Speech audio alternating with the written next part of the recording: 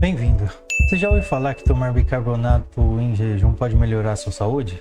Hoje vamos ver junto o que realmente acontece com o corpo e o que a ciência diz sobre isso. Fica comigo até o final para entender o que é verdade e o que é mito quando falamos de ácido estomacal, saúde digestiva.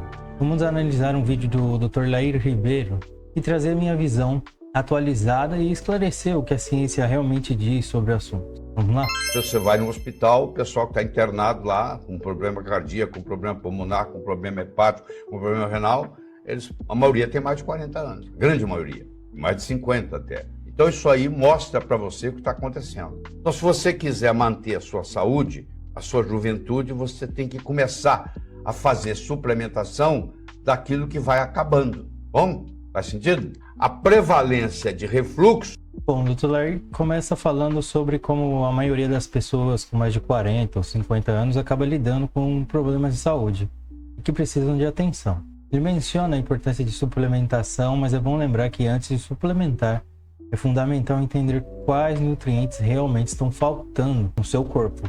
Isso pode ser feito por meio de uma boa anamnese ou até mesmo exames médicos. Aumenta com a idade, coincidindo com o que eu estou falando. Ora, se à medida que os anos passam, a concentração de ácido clorídrico no seu estômago vai caindo, como esse slide mostra, e se você vai olhar na clínica, a prevalência de refluxo vai aumentando com a idade, eu acabei de mostrar para você que o que está causando refluxo não é excesso de ácido clorídrico, é falta de ácido clorídrico, entendeu? Espero que eu esteja convencendo você disso. Mas você testa no seu consultório. O que interessa é o resultado, o resto é conversa fiada. Mas testa lá que você vai ver. Testa na sua família, testa em você mesmo. Tá? Olha lá, aos 40 anos de idade, a gastrite atrófica sintomática se manifesta. Ela é sintomática, mas você não tem mais o poder de digestão que você tinha. Antigamente você comia uma feijoada, quando você tinha 25 anos, você comia uma feijoada, não dava problema nenhum. Hoje você come uma feijoada, pode acontecer o quê? Pode acontecer, se você tem 50 anos ou mais, pode acontecer de você passar mal. Você não tem capacidade mais de digerir aquilo. Então, isso aqui é um teste de avaliação de ácido clorídrico estomacal que você pode fazer em casa.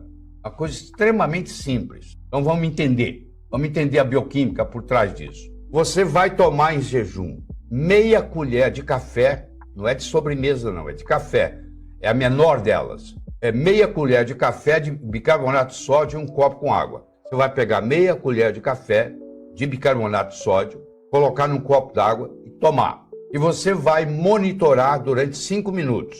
Avaliar o tempo para arrotar. Quando você toma esse bicarbonato de sódio com a água, você vai arrotar. Por que você vai arrotar? Porque o ácido clorídrico do seu estômago, escuta, assista, abra o ouvido, o ácido clorídrico do seu estômago vai se juntar com o bicarbonato de sódio que você acabou de tomar e vai virar um gás chamado gás carbônico, que você vai arrotar. Quando você começa a ter gás demais, você arrota. Então, nos próximos 5 minutos, você vai arrotar. Se você tiver um ácido clorídrico normal no seu sangue, depois que você ingeriu um copo d'água com meia colher de café de bicarbonato, você vai arrotar nos primeiros 3 minutos. Em torno de 3 minutos você arrota. O ácido clorídrico aumentado arrota em menos de 2 minutos. Isso é muito raro de acontecer. É na síndrome de Zolling-Ellison, que eu vou discutir com você daqui a pouco. E passou de 5 minutos, não teve arroto, que é o que vai acontecer na grande maioria, significa que, no seu caso, a sua concentração de ácido clorídrico no estômago está baixa, predispondo você a várias doenças, ao refluxo esofágico, a digestão dos alimentos, inclusive a desenvolvimento do Helicobacter pylori. Que é o Helicobacter... Bom, aqui ele explica um teste caseiro com bicarbonato de sódio para verificar a presença de ácido clorídrico no estômago.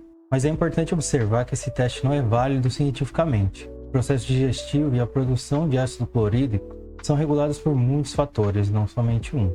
Esse método, na verdade, pode dar resultados inconsistentes. É sempre melhor consultar um médico e, se necessário, realizar exames mais específicos para o diagnóstico de gastrite, refluxo ou outros problemas estomacais gástricos. O pylori é uma bactéria que é uma das causas, a principal causa de úlcera do estômago e úlcera do duodeno. Mas o H. pylori viver no seu estômago, o pH do seu estômago tem que estar desregulado, porque se o pH do seu estômago estiver perfeito, menos de 2, que é o perfeito, o H. pylori não sobrevive lá. Ele não sobrevive nesse pH tão baixo. É ácido demais para ele. Mas se você começa a ter deficiência da produção de ácido clorídrico, o pH do seu estômago começa a subir e aí predispõe você a ter o Helicobacter pylori e outros problemas. Você está Bom, aqui o Dr. Lair menciona que a baixa acidez gástrica pode facilitar o crescimento de Helicobacter pylori.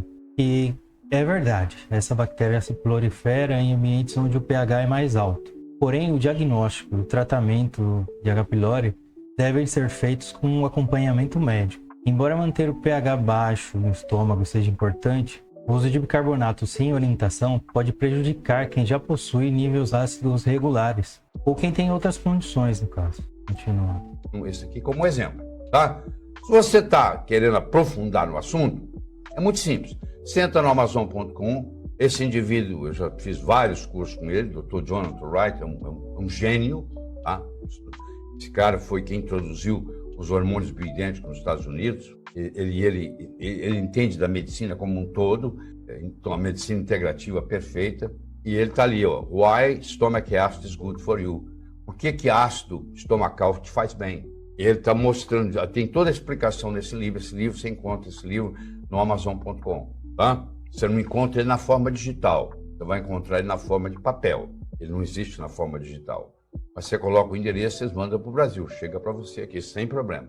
Em 15 dias esse livro chega na sua mão, certo? E vale a pena você ler para você entender isso e muito mais do que eu estou falando aqui. Por que ácido estomacal em demasia é tão eficiente em causar refluxo esofágico, mas ineficiente em digerir alimentos? O paciente que reclama para você que tem azia pós-prandial, ele reclama de que não está tendo digestão direito. Ora, se você está me dizendo que ele está tendo refluxo porque ele tem ácido clorídrico demais, ele devia de ter uma digestão muito boa. Ele está tendo problema com a digestão. Mais um fator para mostrar que ele está com deficiência de ácido clorídrico. Faz sentido? Você acompanhou o raciocínio? Muito bem. Então está aqui um refluxo gastroesofágico, olha lá. O que está no estômago sobe para o esôfago. O esôfago, o pH é 6,5, 7. O estômago, mesmo estando com pH alto, que seria 4, ao invés de 2, esse pH 4, quando cai no esôfago, que é um pH 6,5, 7, há uma irritação. É fácil de entender. Um pH 4 caindo num pH 7 vai irritar o esôfago. Então dá uma irritação, dá uma impressão de que você tem excesso de ácido. Mas na realidade você tem falta de ácido. Como a válvula pilórica lá, que liga o estômago lá no duodeno, está fechada, aí com a pressão isso aí sobe. Aí sobe e vai para o esôfago. Então, azia pós-prandial significa deficiência de produção de ácido clorídrico e não excesso de ácido clorídrico. Por que eu estou batendo tanto nessa tecla? Porque é o erro mais comum que você vai encontrar na medicina brasileira. É o médico achando que se ele der o omeprazol vai resolver o problema. Não. Cria um outro problema muito sério. A ponto de... Vamos lá.